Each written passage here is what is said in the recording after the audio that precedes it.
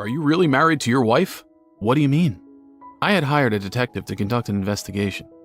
When I heard the report from the detective, I couldn't hide my shock at the unexpected results. If my wife is using my frequent night shifts to take advantage of me, I will never forgive her. My name is John Smith. I work at a factory, and in 2 months will be the first New Year's since I got married. My wife Anna, whom I married 6 months ago, is 5 years younger than me and a very sweet woman. We met at a party and hit it off because we have the same last name. We married after dating for 4 years. Anna's parents had already passed away and she had no relatives, so we didn't have a wedding ceremony. We just took wedding photos and that was it. Anna is a regional manager of a sales branch. She works at the branch office, but also travels to various sites. We decided to save up by working as much as we could before having kids. I mostly work night shifts, so this allows me to relax on my days off. I have more days off than other workers because one night shift is counted as 2 days of work. Anna's job also has a flexible schedule, so she could often combine her days off. We went on day trips, dates, and enjoyed our life as newlyweds. One day I came home after a night shift, and Anna, who should have already left for work, was still at home. Huh? Anna, you're not off today, are you? I asked her curiously. Yeah, that's the thing. Anna paused as if she was having a hard time getting the words out. I have to go on a business trip tomorrow, and it's a bit long, so I suddenly decided to take today off. Oh, okay. How long will you be? I don't know, maybe a week, maybe a little longer. I won't know until I get there. Okay, good luck with your work. I felt lonely with the suddenness and length of the trip. I have 2 days off in a row tomorrow and the day after, so I thought I could spend a relaxing evening with Anna. But since it's work, it can't be helped, so I took Anna to the airport. It took about 2 hours to drive her there, then 2 hours by plane to New York, where the head office is located. I dropped Anna off at the airport. Since I don't get to go there often, I spent some time in the area. I had lunch at a famous cafe nearby and then headed home. As I was lying on the sofa, exhausted, I found an envelope under the TV that I did not recognize. I knew that Anna was going on a business trip to the head office, and she would be in trouble if she had left something behind. I felt bad, but I opened the envelope. Inside were several photos of Anna with a man I had never seen before and a girl about 5 years old. They were standing in front of a school. What is this? My mind went blank. Is she cheating on me? And she has a child? An affair? Before I knew it, I found myself calling Anna's workplace. I told them who I was and asked if Anna was on a business trip. To my surprise, they told me she was on bereavement leave. I was also told that Anna rarely travels from the branch office to the head office. Anna told me she was going to be away from home on a business trip, but it was actually a bereavement leave? I didn't hear anything about that. I thought she must have lied and took time off from work to see the man in the picture and his child. I searched for a detective agency. I chose one and went to their office the next day. Realizing that I had been lied to for the past 4 years, from the time we started dating until now, I began to feel a sense of emptiness. I must have been tired that day because before I knew it, I fell asleep. When I awoke, it was 6 the next morning. My appointment at the detective agency was at 10 a.m., so I prepared everything and went to the office. I carefully put the envelope I had found yesterday in a large bag so that it would not bend. It was the first time in my life seeing a detective agency. Everything I was thinking I should say disappeared from my mind as soon as I opened the door to the office. Waiting for me was a young man dressed in casual-looking clothes. He looked to be in his mid-20s. I was thinking how young he looked, and he must have read my mind. "Do you think I look unreliable for a detective?" he asked. He smiled in a carefree way that put me at ease.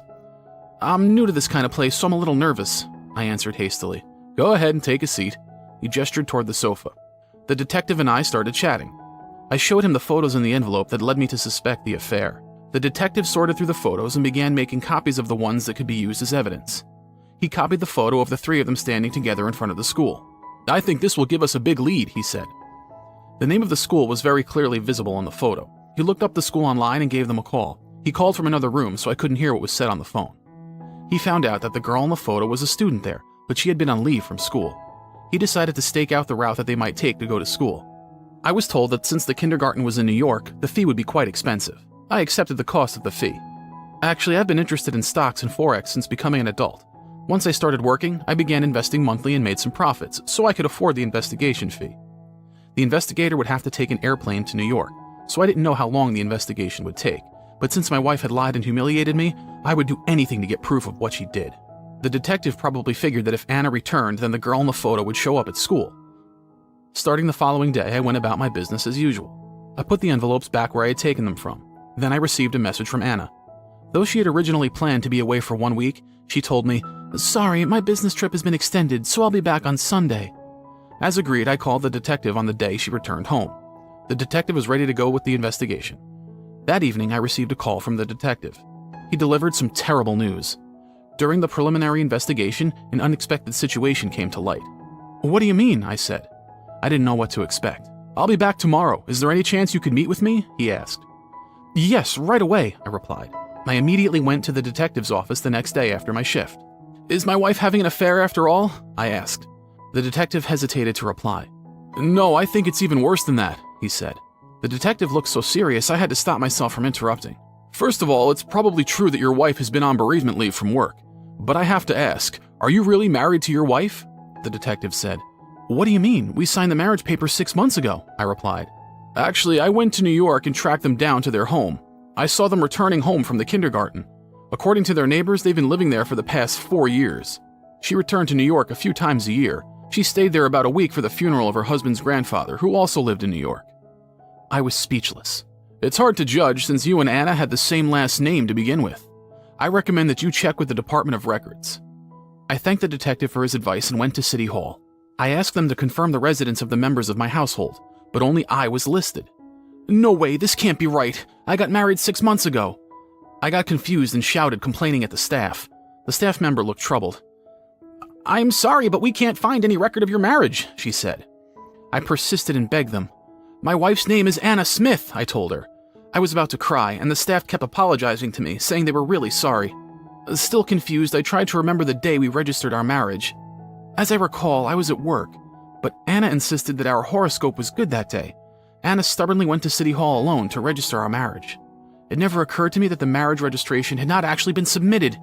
Once I began to cry, my emotions gradually subsided. I'm sorry for the trouble, I told the staff, and I left the City Hall. I went home and thought about all the exhausting things I've done after my night shift each day. I fell asleep on the sofa thinking about what to do next. When I woke up, I saw Anna cooking dinner for me. Seeing her like that reminded me of the man and the girl in the picture.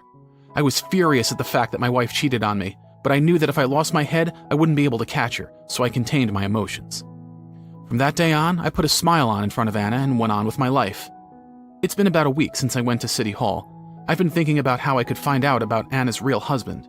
Anna's a little bit forgetful, and that day she just happened to forget her phone. I was off work, so I thought about delivering it to her. But first, I decided to check what was on her phone. Normally, it's not a good idea to look at other people's phones without permission, but I didn't have time to worry about that.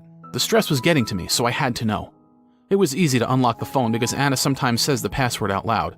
There was a man in her contacts who had the girl from the photo as his profile picture. I immediately called the man. After the third ring, a man answered. Hello, who's this? He had a calm-sounding voice. Are you Anna Smith's husband? I asked. The man's voice changed to a doubtful tone. Yes, I am. Who am I speaking with? He said. I met Anna while she was traveling alone for work, I told him. I'm sorry to be the one to tell you this, but we are living together now. So she had another man after all, he said. I'm planning to visit near your area to see my wife's family at the end of the year. Would you meet me then? He asked. It was an unexpected turn of events. I gladly accepted such a kind offer. At that time, I received a message from Anna. Unfortunately, I can't stay here for New Year's. I'm going back to my hometown for the 31st and the 1st. Anna told me her plans. I had been waiting for Anna to tell me this. Of course, I immediately said yes. According to what her husband told me, Anna's hometown is the next town over. Anna had told me that both her parents passed away and she had no relatives. In fact, both of her parents are still alive and well, and they still live in the next town. 1 month left until New Year's. I searched for a lawyer specializing in domestic conflicts and made a plan to get back at Anna. I acted normally toward Anna until the day of my plan. But playing pretend with her was a pain in the ass. Finally, a month later, the day arrived. I told Anna that I had to work the night shift on the 30th. Have a safe trip. Happy New Year's, I told her. I left her work with a smile. I had already arranged to take leave from work from the 30th to the 2nd. I stayed at a hotel on the 30th, and on the 31st, I went to meet with Anna's husband. Sitting there, he looked gentlemanly, exactly like in the photo. His name was Roy, and he had married Anna 6 years ago. They have a 5-year-old daughter, the girl in the picture. We briefly introduced ourselves and then got to work on the plan. Roy had flown all the way from New York with his parents and his daughter. I told him to leave his daughter with her grandmother at their hotel. I thought she was too young for our conversation. Roy, his father, and I headed to Anna's parents' house. It seemed that Roy had talked with Anna's parents in advance. They got immediately started begging for forgiveness when they saw me. I was shocked. On the eve of the 31st, Anna returned home as planned. I'm home, she said, and opened the living room door. Welcome back, I told her. The one who greeted her wasn't her parents or Roy. It was me. When she saw me, the blood drained from her face. How did you get here? She asked me. She looked shocked. What's going on here? I thought you and I were married, I asked her. I smiled at her calmly. No, it's not what you think, she stammered. She froze and went pale. Then Roy, his father, and Anna's parents gathered around us. All of them were glaring at Anna with demon-like expressions. Roy opened his mouth to speak. How could this be? We just had our first child. But for the sake of your promotion, you moved out on your own. Then you had an affair and you started living a double life. Roy's nonchalant tone of voice caught me off guard. I was glad that he's on my side. I spoke up, adding on to what he had said. Anna, it seems that every time you go on a business trip, you meet with your other family. Why did you come to me even though you were already married? Did you think you could fool me? This marriage is a fraud. You're such an asshole, you piece of human garbage. And when I asked our company about your business trips, they told me that you almost never travel. You already have a gentleman of a husband and a beautiful daughter. I feel like such an idiot for believing you. Anna sighed as the two of us stared at her, but then she suddenly burst out laughing. Why did you have to find out? I was enjoying living a double life, you know? Especially John, you were something. We have the same last name, so it was easy to fool you. And since you work almost exclusively at night, I could have all the fun I wanted. Anna's mother scolded her. I didn't raise you to be this way, she said. She punched Anna in the face. I told Anna, well, you had 3 other lovers besides me, didn't you? I showed the photo as proof. Anna panicked. What are you, a stalker? I'm going to sue you, she said crazily. I thought you were cheating on me, so I had a detective collect evidence. I'm going to make sure you pay me and Roy a huge amount of money for this. Anna suddenly fell to her knees and started to beg. She said, I'm sorry, please, anything but the money. I'll continue seeing both of you the way I have, so don't make me pay for this. She screamed at us while crying. I was stunned speechless, but I managed to ask what she meant. She said she has no money because she's been paying too much to her lovers. I didn't give a shit. I don't even want to talk to you anymore. You'll hear from my lawyer, I said. With those words, I left Anna's parents' house. After that, I went to a lawyer. I sued Anna for damages on the grounds of falsifying our marriage. I am grateful to the lawyer because I got my money back. I felt sorry for Roy and told him I would pay him some of the money, though only a small amount. He refused. Rather, he thanked me for providing the evidence of Anna's affair. Somehow we became friends. Roy said that he was paid compensation by one of Anna's other lovers. He broke up with Anna. Of course, he also got child support. One of the men Anna had an affair with was her coworker. That coworker was demoted and transferred to a subsidiary company. Then another younger colleague started making Anna do extra work. She's been worked so hard every day, but she has to pay for my compensation, so she can't quit her job, no matter how hard it gets. I, on the other hand, moved out of the house I had been living in and rented a room just big enough for me to live alone. I'm living a comfortable life. I visit New York every year to see Roy and his daughter, and we keep in touch as well.